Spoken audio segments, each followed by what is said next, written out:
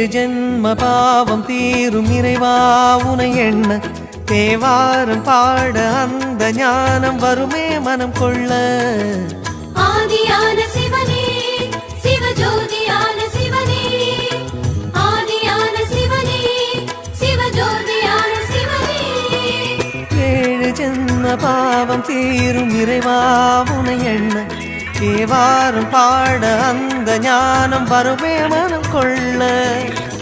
தாழும் நிலை வாராமல் காப்பவன் நீதானே, வாழும் வழி சொல்பவனே வள்ளல் பெருமானே, அண்ணாமலையானே அன்பின் பொருள் நீயே, அருணாச்சல சிவனே ஆற்றல் வடிவோனே, சக்தியின் கலையாய் பக்தியின் நிலையாய் தோன்றும் சுடரோனே, உண்ணாமுலையின்